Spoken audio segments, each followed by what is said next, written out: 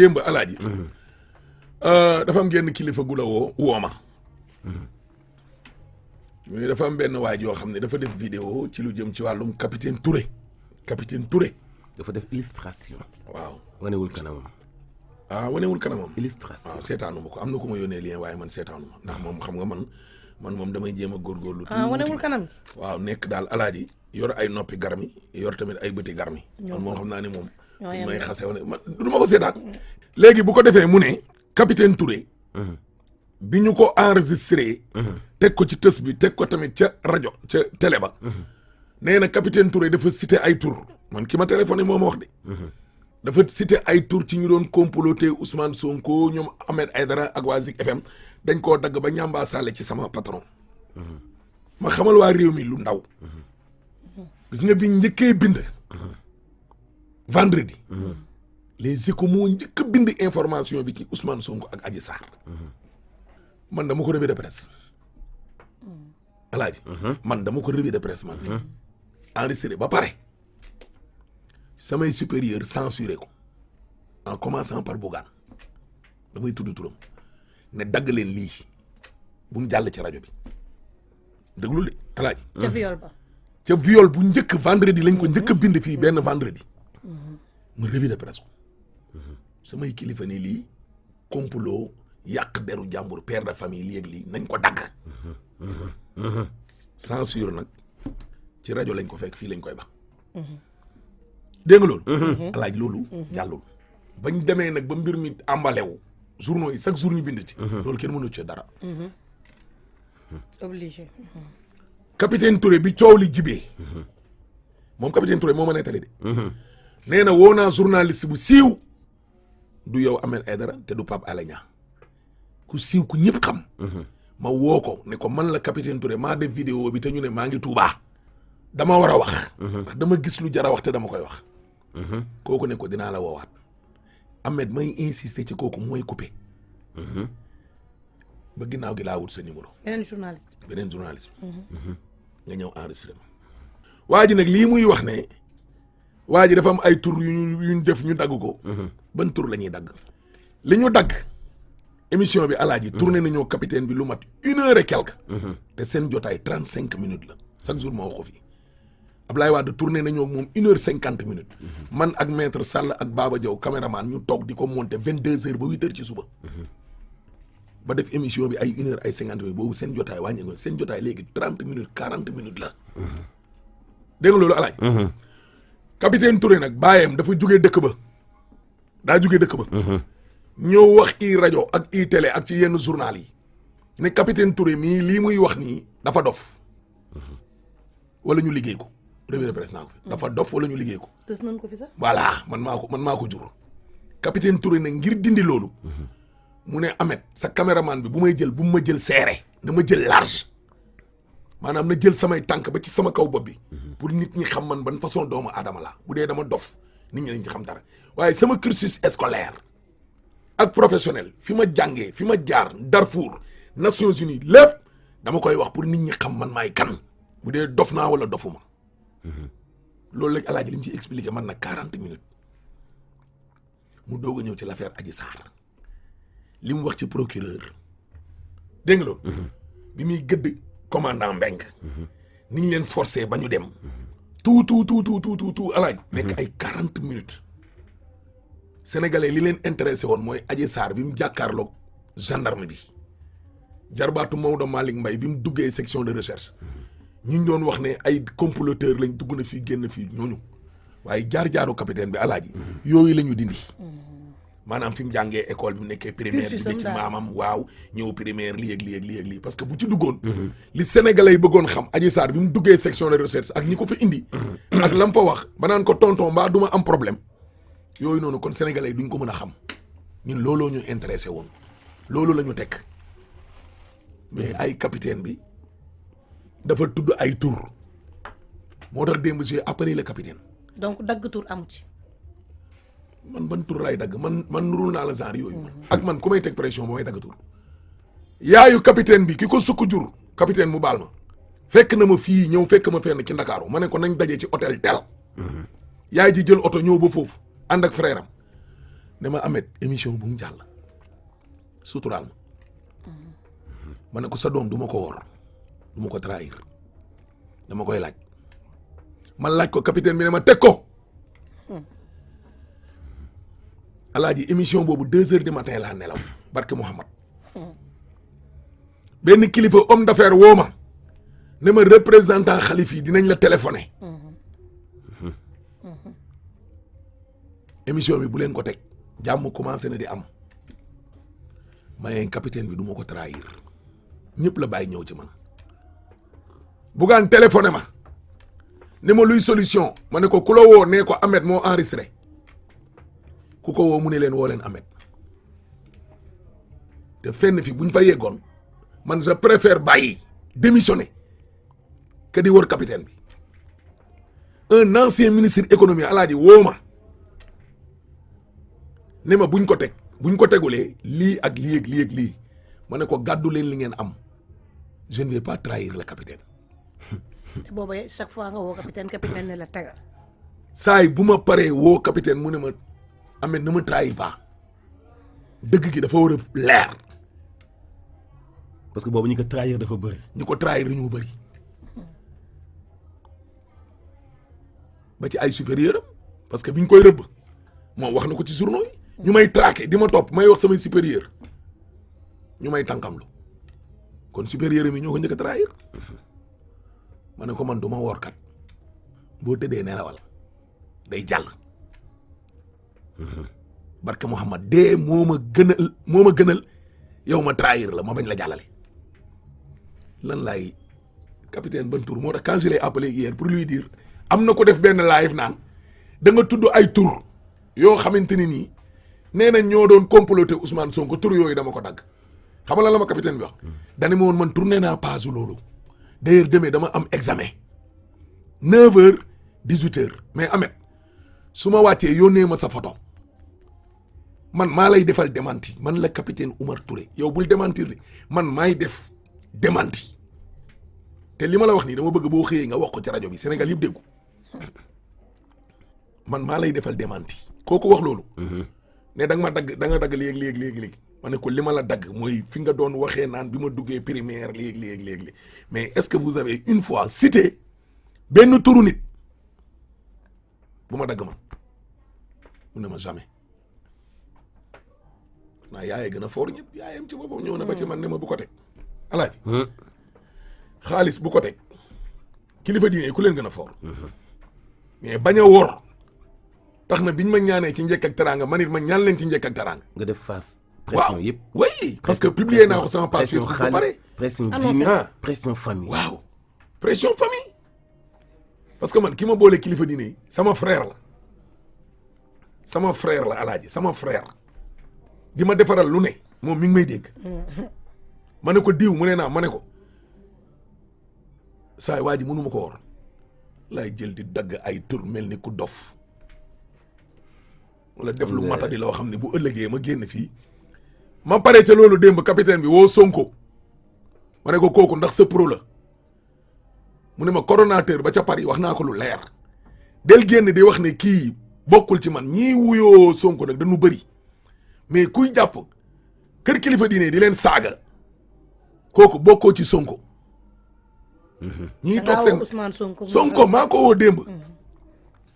ne ko benn waaye lañ ma ne xaw ma sa pro la xaw ma lan ak lan ak lan pensée unique boobu alaaji moo dul am ci min réew. non jamais. nit ñi dañuy wax seen soxla. vraiment nga bokk Pastef nga bokk APR. nga bokk PDS wala nga bokk grand parti wala gëm sa bopp. nit ñi dañuy wax seen xalaat. force dañuy wax seen xalaat tey wax seen xalaat ëllëg. yow man dinaa comploter ku ne ci Sonko sama géwél ba Omar Seck nee na ma bi ñu tëree Sonko paaka bi di ko rende yaa ca jàpp. ba mu leer yow ma taal sama oto dem ba wuti deuxième masseuse bi jëlewu ma ci dara lu dul kilifay police yi gaa yeen convoqué ma loolu yéen ñaar ñuy toog yëgoo leen ko buggaan yëgu ko ba ma njëkkee wax certificat médical ba tegaat ca deuxième masseuse bi ñibbi si ban heure 2h du matin 2h yàq samay nelaw man mii yàq sama essence lu nekk mënoon laa dal ci yoon bi lu ne nga may wax naan ma ay Samba Kori Ndiaye. bi may woo heure boobu lay doog a lekk di lekk heure boobu. les gens te taxent de. xam nga pro Sonko gauche ak droite ngay taxaw naan ay. gens Ahmed Aïdara mi naan sax man dama di ñooñu. xam da ngeen di ñëw fa ma dëkk ca Géejawaay ngeen laaj ma ñëw ñun këf yóbbuwuñu. xam nga pour ngeen am yóbbuwuñu nga am classe. am personnalité bu tax yow fa ngay xool da ngay bëgg nit ñi xool fa. réew ngeen day torop fekk nga waay. nekk ci ak mbaax. mais toog fi nga toog xalaat say xalaat lépp nga nas ko ci ay kàcc ak ay fen. di ko rey bëgg nit ñi topp la. comme li Abdoulaye doon wax boo bëggee siiw la ngay tooñ ko siiw. ouais. mais man sama xarit bi mu njëkk a yónnee lien bi dama ko ne non seulement du ma ko xool mais dama foogoon ni sax li amee doon expliqué ci jëkk ba muy ba ñu ko jëkkee teg partie bu jëkk ba machine ba tëbaloon néegate ay nit yuy inventé et puis yow koo xam ne kenn xamul la kenn xamul sa kanam xamuñu ba xam militant nga wala déet xamuñu ba xam réew mi tàkk moo la neex wala déet yow lan ngay exiger ci ni interview bu ñu defal nit dañuy tegal lépp kan moo mus a gis ci àdduna ñu defal nit ki interview ñëw teg intégralité bi alors toog nga ak nit ki 1 heure de temps te yow 40 minutes nga soxla loolu amul déjà lay woon manque d'honnêteté bi nekk ci waa ji mooy mënut a sax wax interview xamul sax li muy tekk muy da ngay xam ni ki benn dof la buy wax rek yeneen dof àndandoo ci di yuuxu di màppandoo et gis nga nekk fële def say live di attaquer nit ñi daf lay wuur yàlla ni parce que da nga bëgg nga cee siiw parce que mënoo parce que yow kenn xamul la bu la nit ki attaqué kenn du la seeti kenn du la xool kenn du la gis kenn la jëntiwu la te bu la kooku tontoo xalamal la. mooy moo tax du ma tudd tur. ah mooy du ma tudd tur. c'est pas responsable. Abdoulaye Wade nee na boo bëggee siiw da ngay tooñ ko siiw. wax naa ko sànq waaye bu la gonee nag tooñee alaaji da nga koy nettali xarafalu baayam. waaw moom nga koy nettali. mais qu'est-ce que c'est que ces manières ay taxaw fii naan ay dagg tur man yow sa waay ñin dañoo xam fi ñu bokk alaaji. ñun dañu xam ñin ban deret lañ bokk. ok ba ñu bi teg see pro Khalifa dafa yàgg. bi ñu teree paaka bi fii ne dañ koy rendi. yàggul de. sénégalais yi ña ca tegoon loxo ñun dañ cee bokk. suñu groupe bi. Karim Wade. bu baax. foo tourné saa yi boo demee tribunal Karim si song la ne la yàlla na leen yàlla fay. waay Sonko barki démb. moom Macky nii bi ko Ablaye Wade. jour bi mu koy convoqué. man ak Serigne Abdou Fatah alaaji. sëñ ba kër Macky lañ ko ba ñun ñu dem. waaw xanaa loolu moo gën a jege moo gën a récent. wax dëgg yàlla. dëgg loolu dëgg. ngeen toog fii gars yi bëgg nit ñi yor ab pensée unique. ne leen ñin di ngeen wax nit ñi ne ñin lii lañ bëgg ngeen di wax. ci rajo yi ak télé yi. ñoom ban pensée la lii lañ bëgg ngeen di wax ci réseaux sociaux yi wala dinañ leen rey. pensée taal Sénégal. waaye yéen moytu leen di wutal seen bopp ay noon waay. baaxul de. jàpp leen ci mbay. baaxul de. oh ñun bokkuñ ci benn parti. barki démb ci télé bi alaaji dama ne. mi ñun fu ñuy liggéey. du D-Média.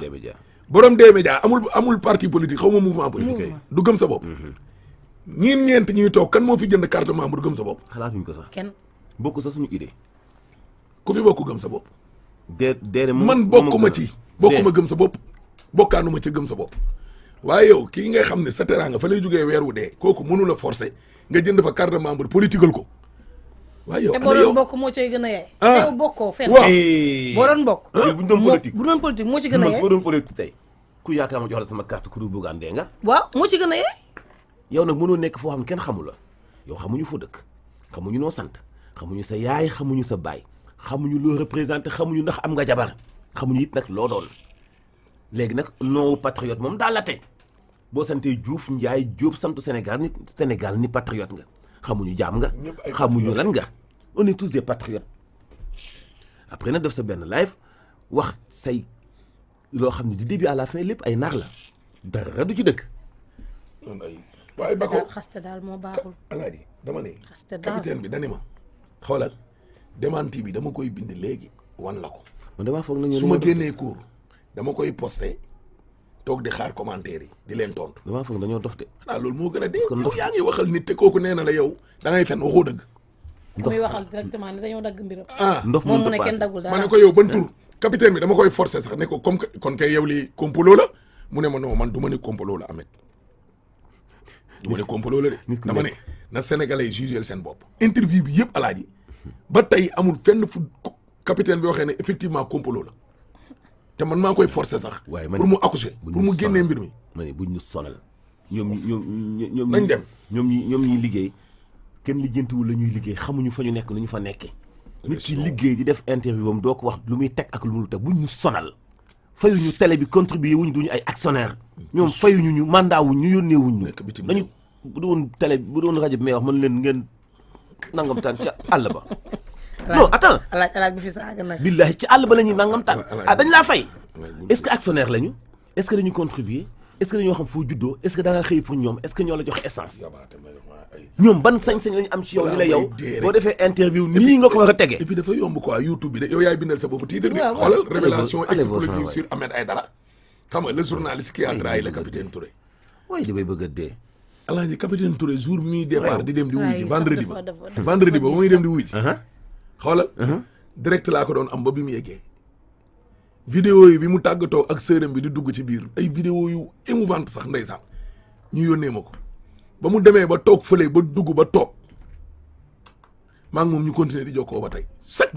2 jours alaaji moo ko ne ko comment vas-tu ça va nii lii barki démb lii ñu ko bindal nii ci journaux yëpp ne capitaine bi moom moo wax ne yàlla lu mu bind sa jë alaaji du jaas nee na je n'ai accordé aucune zéro interview alaaji waxuma kenn téléphone accordé wu ma kenn interview xaw ma man lii fan la jógee ñu naan ay la capitaine répond à Macky wala les premières réactions du capitaine Touré dama sax tiit Ahmed loolu nan laay def ma ne ko silence rajo xam nga li wax yow taloo wax bàyyil mu sedd maanaam man ak moom dañoo dem ba parce que boo ko waroon kay heure bi kenn wax boo ko waroon ay nangam sàng may leen ñu waay yàlla baax neel doolu sutura acca ñu dem ñii de aju ñaan yàlla sutura ndax ñoom mënuñoo xaawi sutura si kenn tous dégg nga sos moom mënoo xaawi sutura wutal seen bopp noonu rek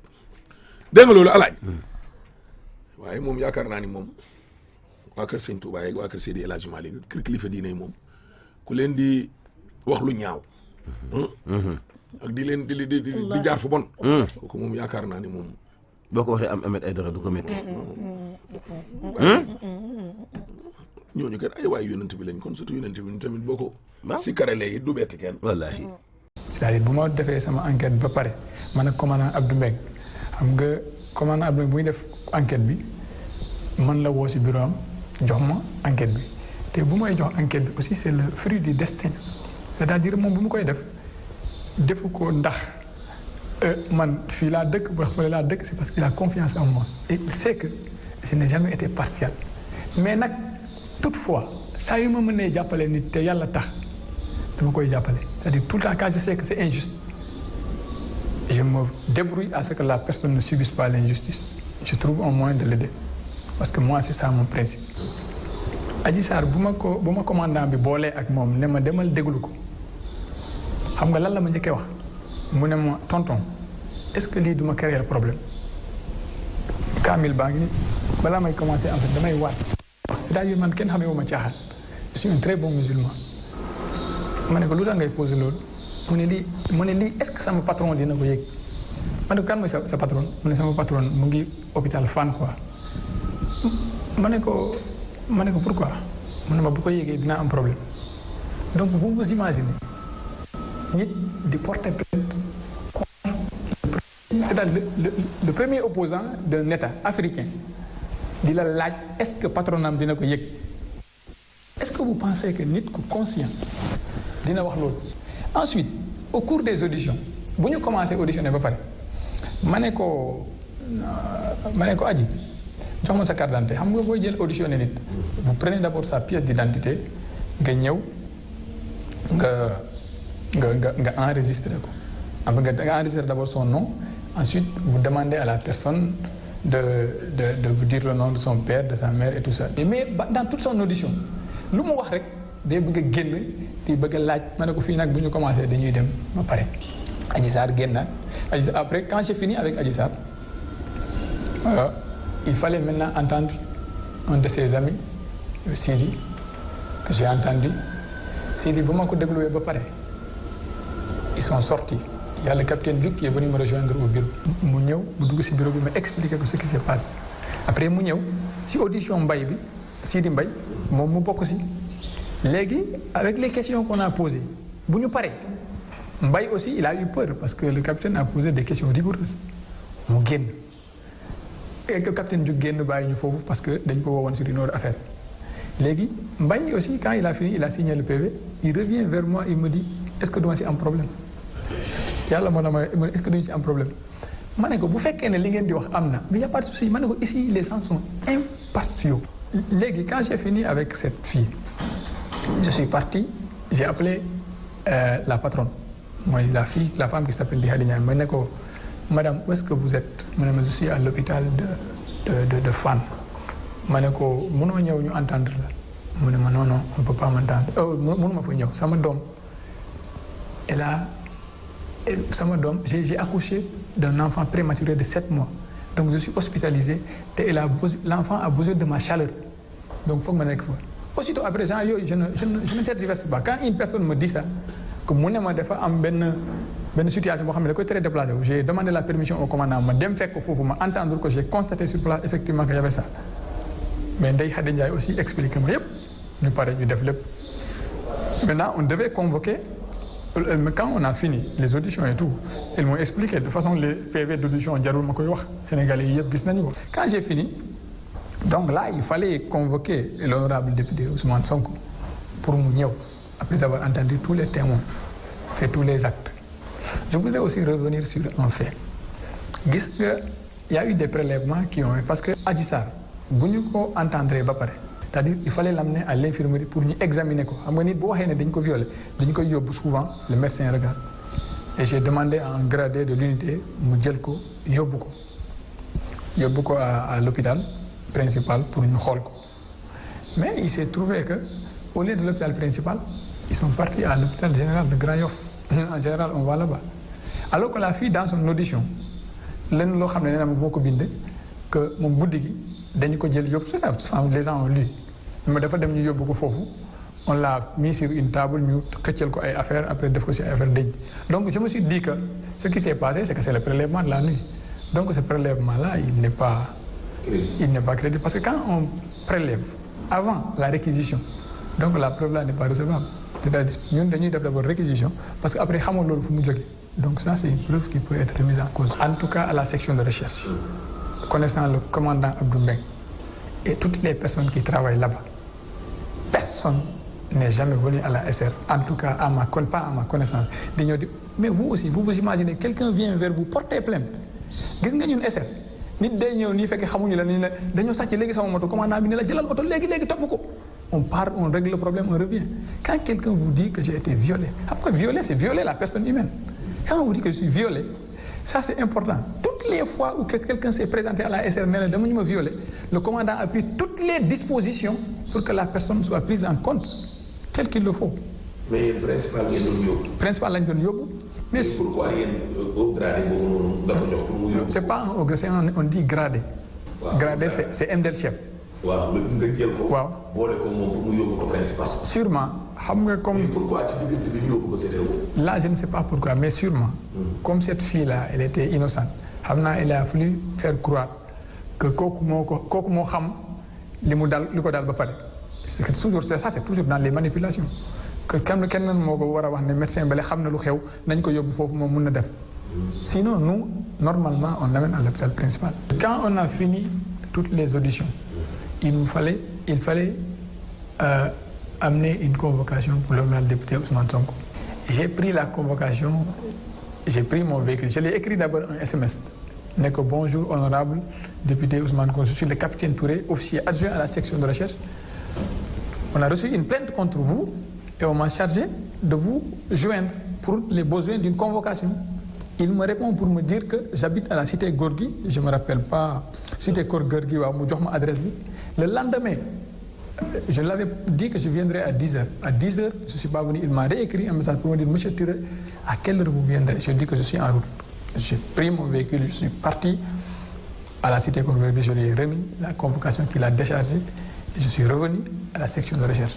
Quand je suis revenu, c'était un samedi, le commandant m'a dit que le procureur a demandé à ce que nous arrêtions Ndaw Si. Commandant, la femme là elle a un enfant prématuré de 7 mois kooku mënul dem de mu ne ma j'ai informé le procureur mais bu ma ko informé xam nga lan la ma wax def ma ne commandant yow sa xolu yurmande bi moo la sonnal bu fekkee ne damay fen yal na ma yàlla toroxal ne procureur bi ne ko commandant yow sa xolu yurmande bi bu mu taxaw il faut plutôt faire appliquer tes principes de gendarme. waaw comme prévu le commandant m'a dit exécute les ordres je suis très loyal à mon chef moom mi xam na ko je suis parti j'ai exécuté j'ai dit à la dame je l'ai même pas informé li ma ko nee kaay bu mu ñëwee sama bureau je l'ai pas dit commandant bi nee na jàpp la li ma ko nee vous allez être placé en garde à vue vous avez compris donc comme on a remis une convocation au député Ousmane Sonko il devait venir et pour accéder à lui c'est-à-dire c'est pour vous expliquer en fait je ne parle pas de complot je ne l'ai rien dit on a demandé d'arrêter la dame et quand on a expliqué au procureur ce qui s'est passé il a dit au commandant ce que je viens de dire j'ai convoqué la dame elle est venue je l'ai notifié la garde à vue mais avant la notification de la garde à vue fekkoon na ne ndaw si je l'avais écouté 4 fois mais en titre de témoin parce que je n'ai jamais imaginé que mais toutefois je l'avais notifié tous ses droits concernant cette affaire boobu laa ko wax ne madame moi j'applique les ordres de mes chefs mais je vais vous appeler un avocat te avocat bu ma lay woowoon c'est pas un avocat boo xam ne mbirum xaalis lay toppee bu fekkee ne c'est le gars que j'ai connu à la fac qui se battait pour des principes humains xam naa ne kii il va faire son possible pour que la vérité se manifeste pour mu jàppale la vous avez compris c'est ainsi que j'ai appelé maître Bassirou Baldé qui est sorti une fois en parlant j'ai appelé le maître il est venu dans mon bureau je l'ai expliqué sans pour autant aller dans les détails de l'enquête il fait son travail je fais mon travail donc après la notification de la garde à vue comme je vous ai dit j'ai appelé maître Baldé la dame a demandé après l'audition et tout la dame a demandé à aller à l'hôpital pour nampal doomam bi xam nga doomam bi c'est un prématuré donc nee na le docteur lui a dit que l'enfant ne pouvait pas vivre d'un lait artificiel donc il fallait le lait maternel sinon day am problème vous avez compris donc je lui ai dit donc allons-y maintenant dès qu'on est arrivé à l'hôpital j'ai dit à l'avocat que cette dame si elle se sépare de son enfant l'enfant va décéder il faut qu'elle attache l'enfant avec elle bu fu muy dem na ko yóbbaale te bu ko takkee kenn du ko yóbbu pour moi c'est ça la justice quoi finalement l'avocat est parti le lendemain pour dénoncer et la presse a mis la pression sur l'État et les gens ont lâché de toute façon dama bëggoon aussi leeral comment je n'ai aucune motivation politique gis nga Mohamed man même université musuma am liste musuma dem voter man bu may inscrire liste électorale c'était juste pour avoir une carte d'identité parce que avec la carte d'identité CEDEAO il paraît que mënoon nga inscrire en même temps. c'est-à-dire mais wax noonu tam xaw na tiital ni ngi def ci benn catégorie. waaw ngay wax ne bu leen manifester bàyyi leen ba vendredi dinaa ñëw manifester leen.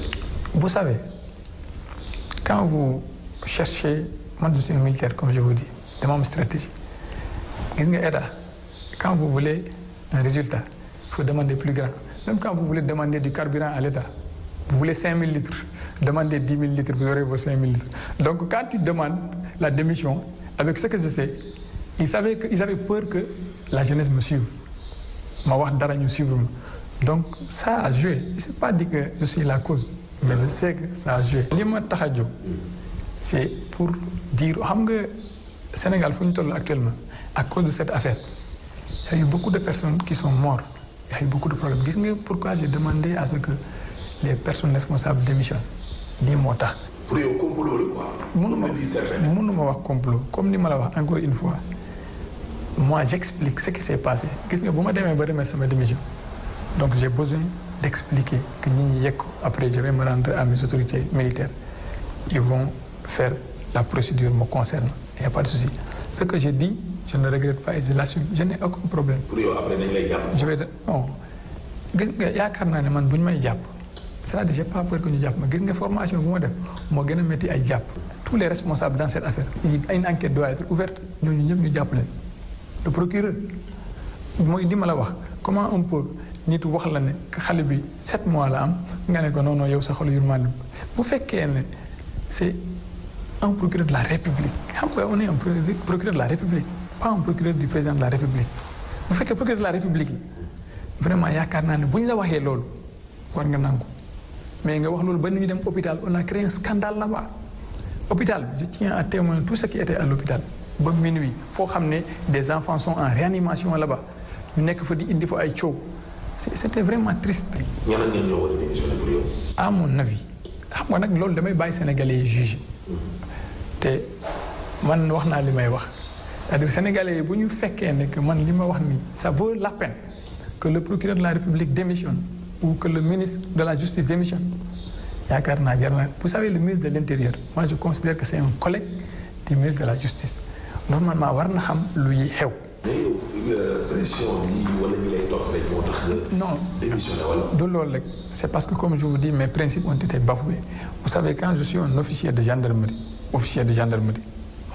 ñu may topp di guetter si oui ou non je suis entré en contact avec une personne. PV bi tam am ñu dindi. hein. ma ne PV bi tamit am yoo xam ne dañ ko dindi. PV bi dindi wuñu ko dañ ko deful parce que le procureur nous a mis une telle pression qu'on ne pouvait pas terminer. ça je li ngeen joxe ak li am. non am na lu des il y a des j'ai le carnet de déclaration am na affaire yoo xam ne on l'a pas mis dans le PV ça je le dis c'est pour l'honneur de la gendarmerie en fait gis nga la gendarmerie dans cette affaire est restée debout jusqu'à la fin vous savez si la gendarmerie avait fléchi le pays allait dépasser ça donc nous on a été vraiment c'est-à-dire aujourd'hui je me considère comme démissionnaire mais il faut accepter que dans cette affaire la gendarmerie a été vraiment cruciale.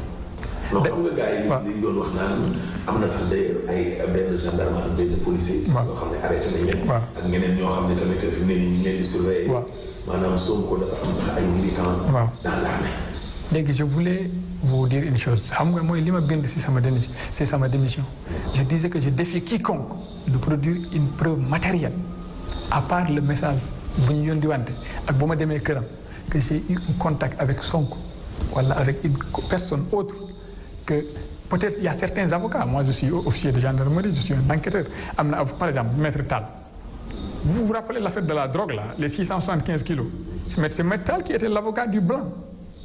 Donc lui c'est normal qu'on entre en contact parce que c'est moi qui prenais l'audition du blanc kooku boo gisee numéro am sama téléphone c'est parce qu'on parle bu fekkee du loolu mais je te dis tous les Sénégalais waxuma seulement la gendarmerie ou la police tous les Sénégalais ku am preuve que dama entrer en contact ak Ousmane Sonko wala un de ses avocats na ko produire. yow daal ci kaw gàttal jàpp nga ne manipulation da la am. mënuma wax loolu de manière très claire. mais sànq sa biir wax junj ko quoi.